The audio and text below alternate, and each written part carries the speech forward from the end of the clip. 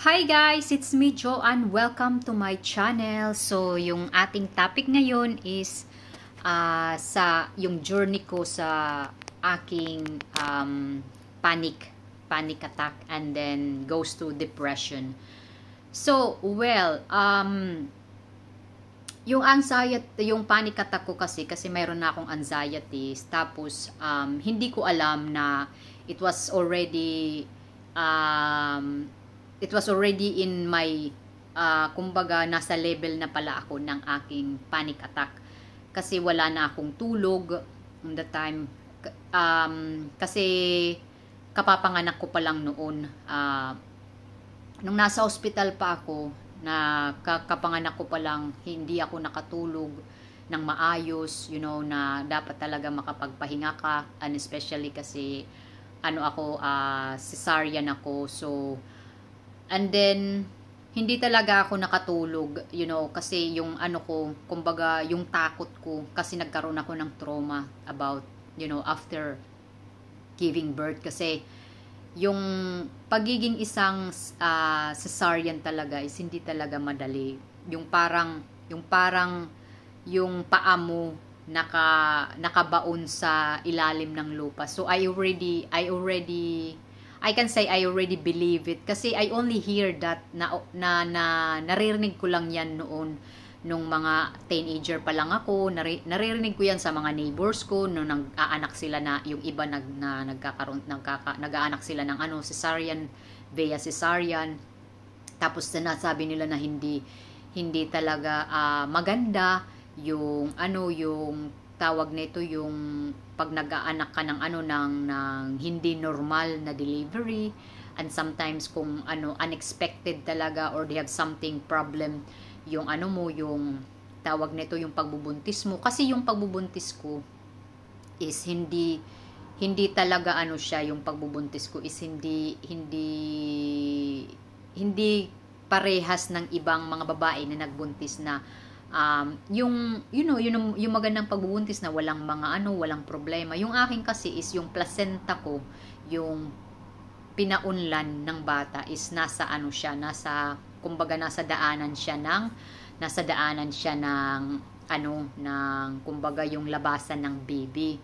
So yun, I was already diagnosed that nung first 3 months, nung 3 months ako, nakita na nila na but they said it's not, they have chance na magiging fully talaga siya na masasara, kumbaga siya, yung placenta is nasa kumbaga nasa entrance. Meron pang chance na hindi, mayroon pang chance na if ever magbago man, pero wala na talagang pinagbago. Doon na talaga siya. Kumbaga doon talaga siya nag-stay until the last. Kumbaga parang brave hard lang. And then, yes, kasi yung I also read this kind of book about mental health.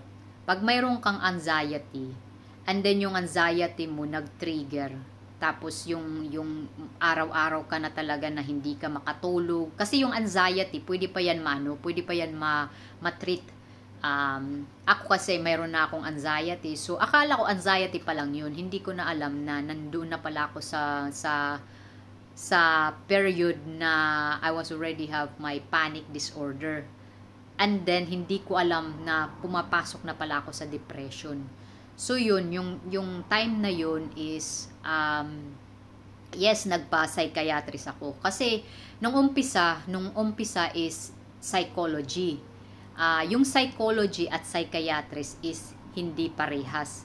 Yung pagkakaparehas lang ng psychology at psychiatrist is parehas silang kumbaga parehas silang the focusing in the behavior, or the focusing to someone like emotional and psychological and mental, kasi that's why they call it psychology and psychiatrist. So yung psychology kasi is kumbaga yung kasi na experience ko yung psychology, they just like na lang talking lang, yung na magsasalita ka lang, na i-explain mo sa kanya kung ano yung nararamdaman mo.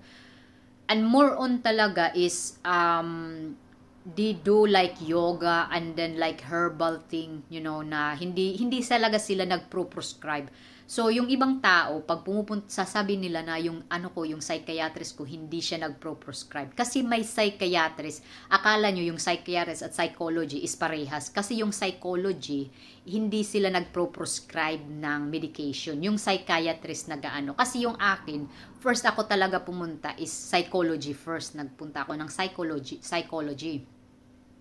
Tas doon is instead na tumulong, may time na okay ako, pero may time talaga na as in talaga may worst part talaga ako na doon talaga yung worst part ko na I want to kill myself. So doon talaga. So if they have something that in yourself na yung depression, may depress ka tapos pumasok na itong suicide thoughts, yun dapat kumbaga dapat magpakonsulta ka na sa psychiatrist kasi hindi na yan iba. Kasi yung psychology kasi is more on para siyang kung mayroon kayong problema about a relationship, about you have a toxic relationship, something like that, or you have problem with your marriage, para siyang counseling lang, pero hindi sila hindi sila tawag na ito, hindi siya nagbibigay ng gamot. Hanggang doon lang, counseling ka lang, tapos sasabihin nila na you have to face it. But how can you face it, something na you are fierce, but even yourself, you trying yourself to face that, but you couldn't kasi wala na yung self-trust mo. Kasi nasa period ka na nasa deep hole ka na talaga na hindi ka makawala.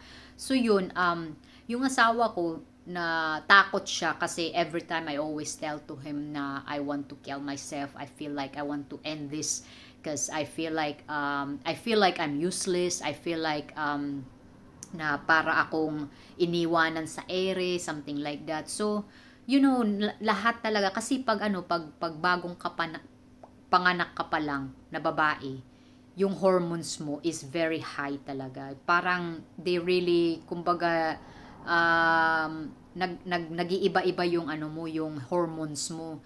So ako kasi it is a kind of very difficulties also kasi it was December, and December is a shortest day of the month.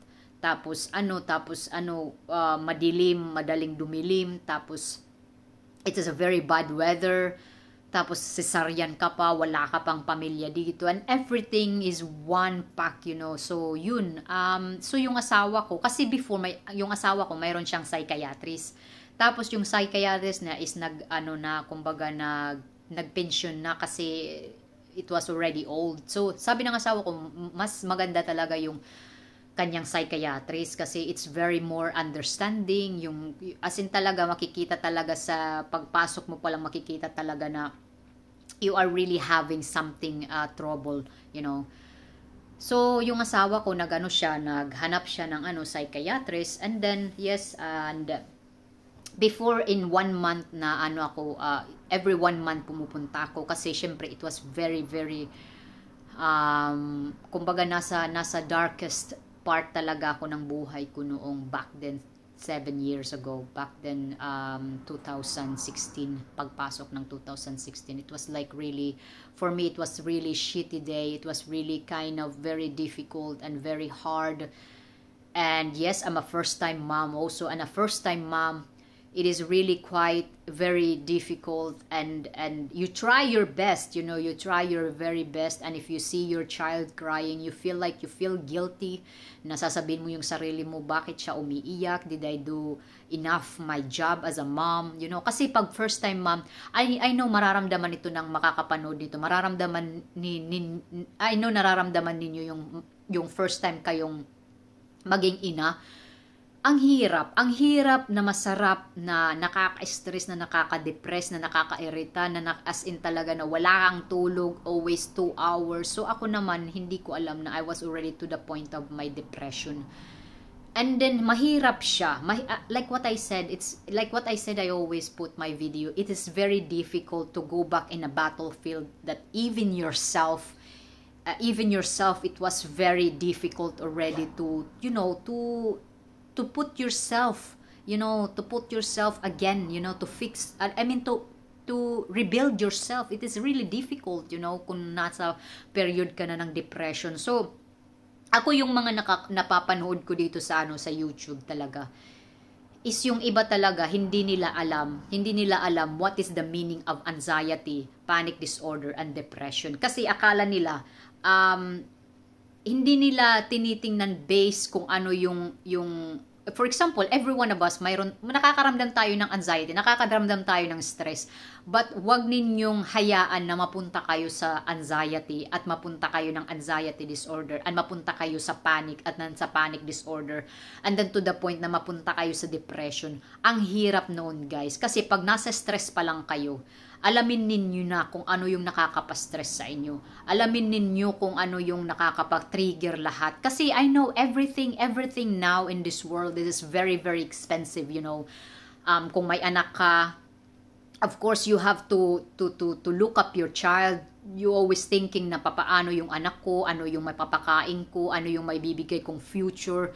You don't have to worry with that, guys. As long as you have a job, as long as your children is in good health, and as long as you can provide at least something, you don't have to be worried. Kasi kung worried ka sa lahat ng mga bagay or nakikita mo ng mga mata mo sa ibang tao or sa social media or whatever it is, it puts yourself to stress. You put yourself into a kind of complicated world. Kasi yung mundo talaga, it is not what we look up with it, na yung iba talaga, yung mga tao, yung iniisip talaga nila. I know, not iniisip, but I know they will say that, kasi ako, stress ako kasi ang hirap ng buhay. Yes, life is very difficult, but you have to think of it. Isipin ninyo, mahirap na nga yung buhay nyo, pero may mga sakit pa kayo, may sakit yung anak mo, pat hindi mo maipagagamot kasi wala kayong pera. So, it's better not to to think not to think about the situation what you had. The most important is yung anak mo na healthy siya, at least nakakakain, at least you can do something. Ako nga yung aking problema, yung sitwasyon ko noon, at it was really I was really fucked up. I can say that, guys. I was really fucked up, and I couldn't believe myself that I can still come back in like now I'm talking to share this, kasi nung umpisa talaga hindi ko ma-share nung umpisa. It was like really, for me, that is a very, nightmare. I know a lot of people, they always said, oh, why? Bakit mo nasabi yan? Diba, yan ang pinaka-importanting parte ng pagiging isang babae. I think some of the women, masasabi ko yung ibang mga babae, they fake it, guys. Kasi the truth is, wag ninyong i-fake yung sarili ninyo base lang makasabihin na, yes, it is really romantic. But the truth, guys, having a child, hindi siya yung pinaka-romantiko talaga na nakikita ninyo sa mga TV, nakikita ninyo na blooming siya. But the truth, it's not. It's just like cover up everything. Ako kasi, kung ano yung nararamdaman ko emotionally and psychologically, I always show it. Hindi ko fini-fake, guys. Kasi hindi ako yung tipong tao that I'm pretend, I want to show with the people that this is me and this is the real me inside. Not I don't want to hide it. Not to say, oh, okay lang ako, pero the truth, you are not okay. Psychologically, bang, you are not okay, guys. So yun, marami akong nakikita dito sa YouTube. So, some people talaga, yung iba nagbibigay sila ng advice, but yung iba na mga advice talaga is, yes, makakaramdam kayo ng anxiety, ng panic attack, but hindi dapat kayo mag-a-advise sa isang tao.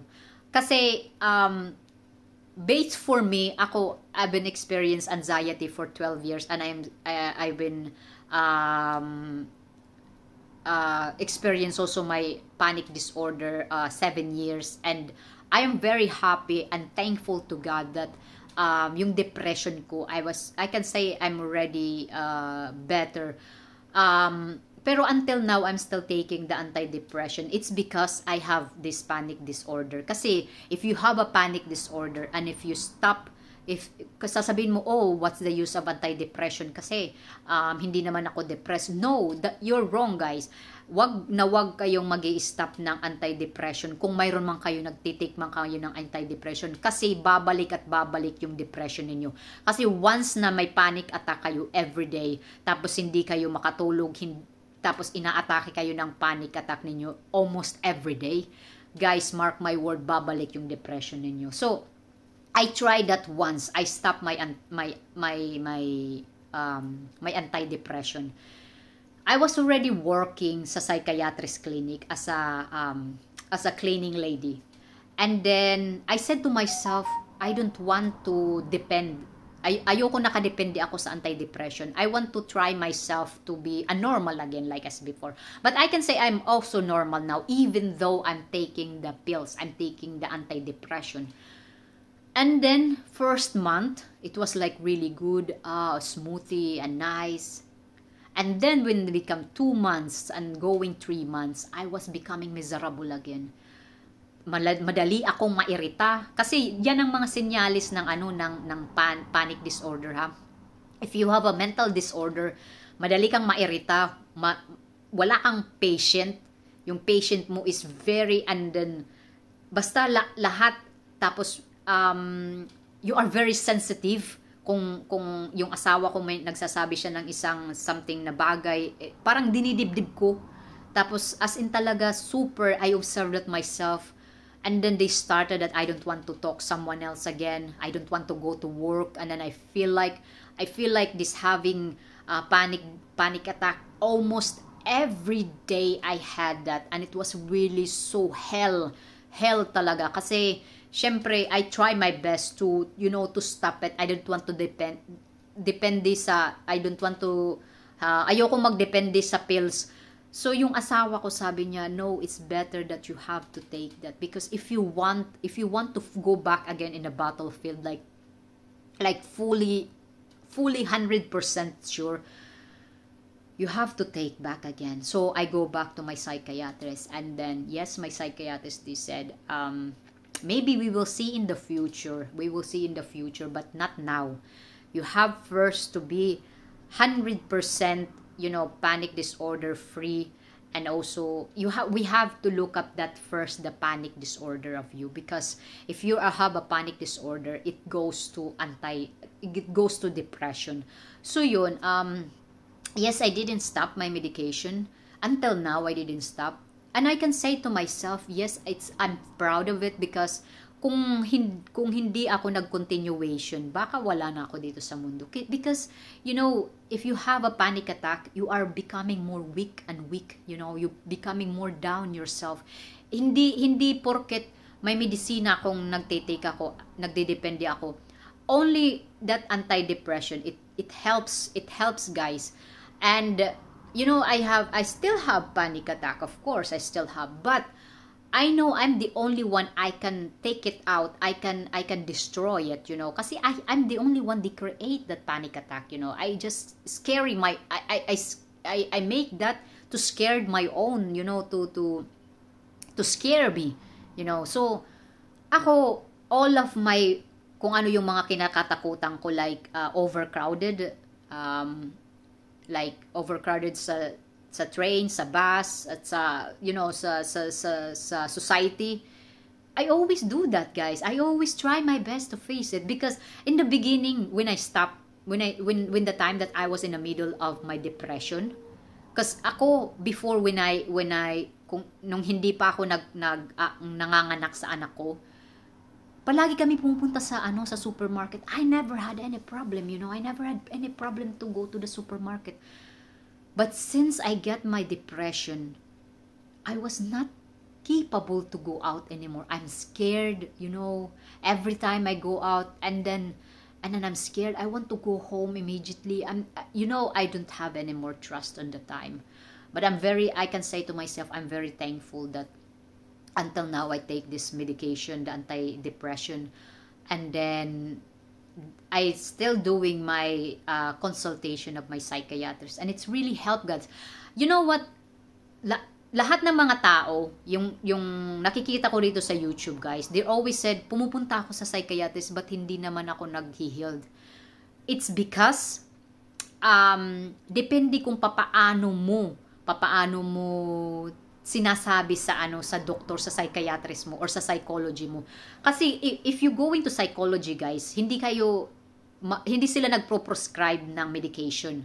But sa psychiatrist sila yung nagpro-provide kasi pinag-aralan nila yan, tapos meron silang diploma about medication. Kasi yung psychology, hanggang lang sila, hanggang therapy lang sila, pero hindi sila nagpro-provide ng medication. So, yung akin naman kasi is, in the time, I thought to myself, okay, I was still depending, let's say, yes, I'm depending with medication, but I'm also depending on my own self, Kasi yung medication ko is just like only my backup, Kasi, kung wala kang backup, guys, how can you go to the battlefield? Like the same with your cellphone, 'di ba?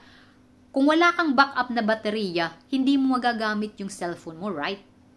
Kasi pag wala kang charger, for example, may charger ka nga, pero wala ka namang masasaksakan. But if you had kung mayroon kang backup, kahit may charger ka,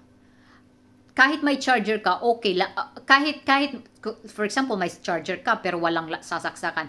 But if you have a battery na may reserba ka or may backup ka, it doesn't bother you. Kasi i-charge mo lang yan and then problem is solved.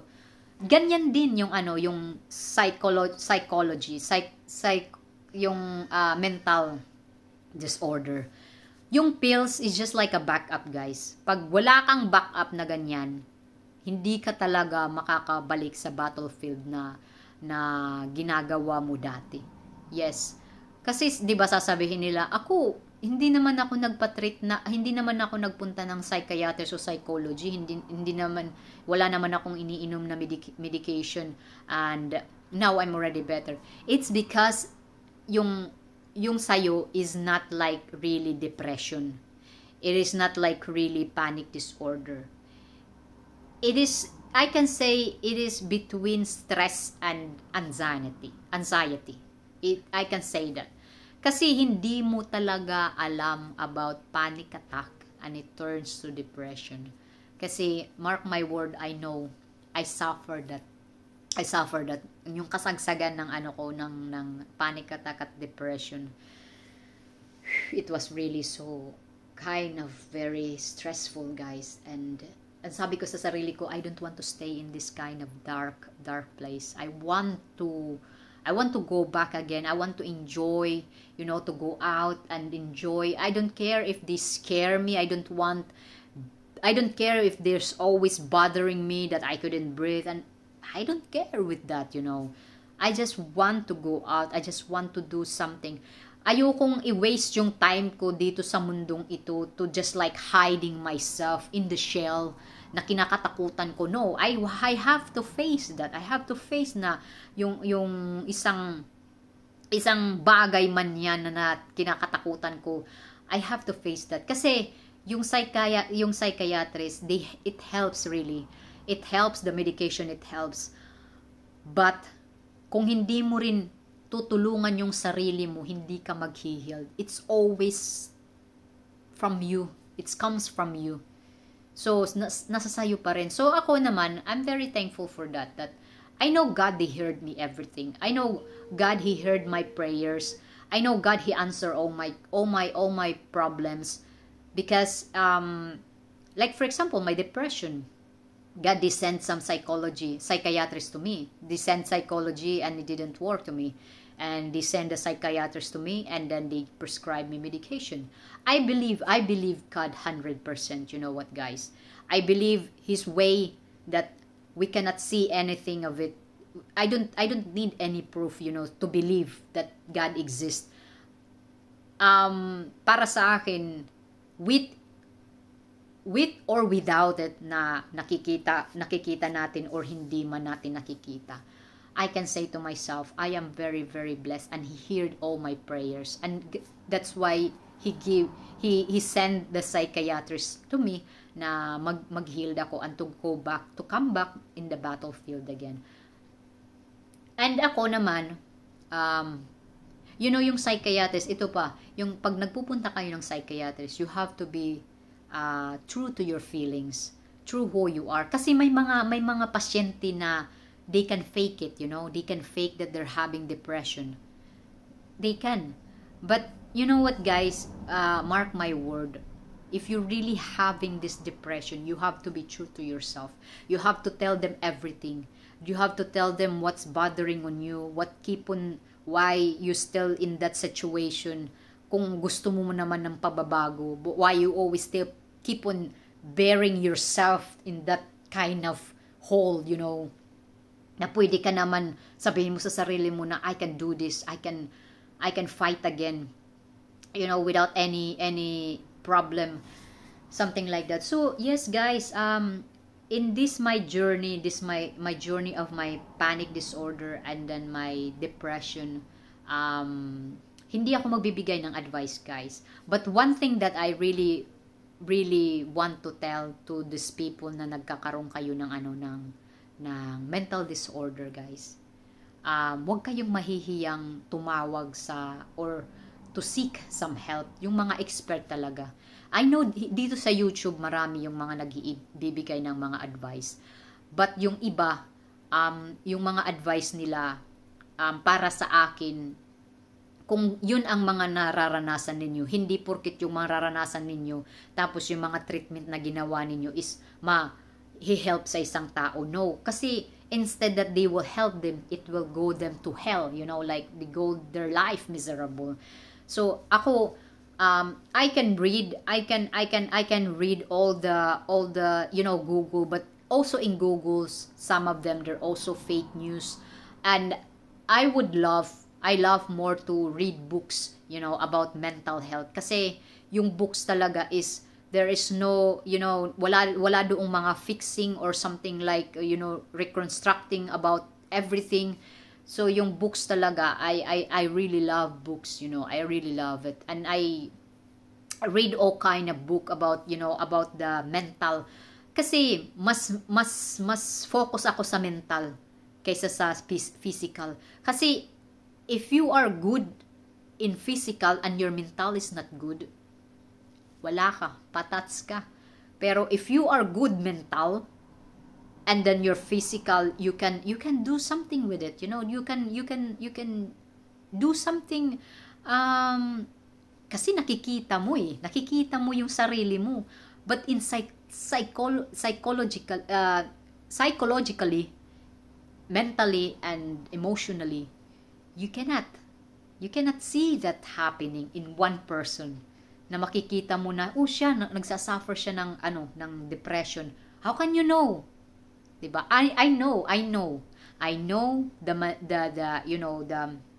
the movements, the way they talk, and some other people here in YouTube, they only make video to get some content. But para sa akin talaga, I know what is the meaning of anxiety. I know what is the meaning of panic disorder and depression. Kasi ako, hindi naman ibig sabihin na I don't want to share about yung mga treatment. Kasi ikaw mismo yung mag-search niyan. Ikaw mismo ang maghahanap ng solution. Kasi ikaw mismo ang nagdadala sa sarili mo. Hindi ko mai-attach sa'yo kung ano yung naka-treat sa aking depression, sa aking panic disorder, or sa aking anxiety. Hindi ko yun. Kasi ikaw, iba ako. Iba yung depression ko, kasi yung panic disorder ko, nagsimula siya sa traumatic. Panic attack, yung panic attack talaga, this started that either you have family related na may mga mental problem, or you have a traumatic experience like what I have a traumatic experience after I give birth, because I give birth via cesarean, so I have that traumatic. And then kung ikaw ay drug abuse, drug abuse or alcoholic, that is also a mental, a mental problem. Even also smokers, that is also addiction, guys. Everything is an addiction. That is it's hit your psychologically. Like also gambling, that's also addiction, guys. So dyan nagsisimula yung panic disorder. And then if didn't treat the panic disorder, it goes to depression. So ako, everything I see here in YouTube, I just see them, and when I think of them, they were really sure what they're saying. Alam ba nila yung kanilang mga sinasabi? Kasi you know what, guys, ako, based on my experience talaga, it is, I can say really, and I'm very honest, I'm very honest to share everything. And yes, I make this video, ginawa ko itong video kasi gusto kong mabigyan ng pag-asa yung mga taong may mga panic attack, kasi alam ko na may mga tao talaga natatakot sila sa panic attack kasi akala nila na mamamatay sila, they're having a heart attack, or mayroon silang serious illness, something like that. Kung ganyan yung mga nababother ninyo, you have to go to hospital, to the doctor, check everything, check everything. And if it's everything good, your thyroid is good, your blood is good, and then inside of your body, something like that, if you have acid reflux, anxiety also goes to acid reflux, kasi that is your inside of your body. Kasi yung anxiety is nasa loob sa atin pangangatawan. Like what I said, if this is not in order, if this is not healthy, lahat ng mga organs mo sa loob ng katawan mo, you will destroy it. Kasi yung mental health mo is not in order also. Kasi here, it is really the main started, the main point. If this main point is not good, everything also follow up, So that is what I want to share it to other people. And then also, you have to be true to yourself. Don't make it lie, or don't make it something, para ka lang makagawa ng content, or ano ka lang, tawag nito, maging popular ka lang. No, ako, ginawa ko itong video, I don't want to be popular.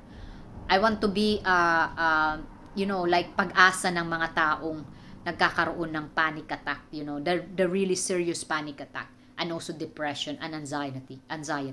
So I know hindi siya madali. And then like my friend, she's also having anxiety, and she also asking advice to me. And you know what, guys, kasi sa GC, sa group chat, ang hirap i-express yung feelings mo.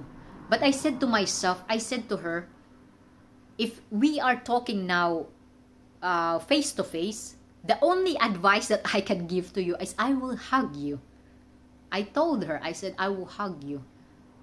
Kasi emotion to emotion, guys, that's the only they can understand each other. But if you want to say something, he gonna said, I feel that also. Ganyan din yung nararamdaman ko. So I think I already have anxiety. No, it's not.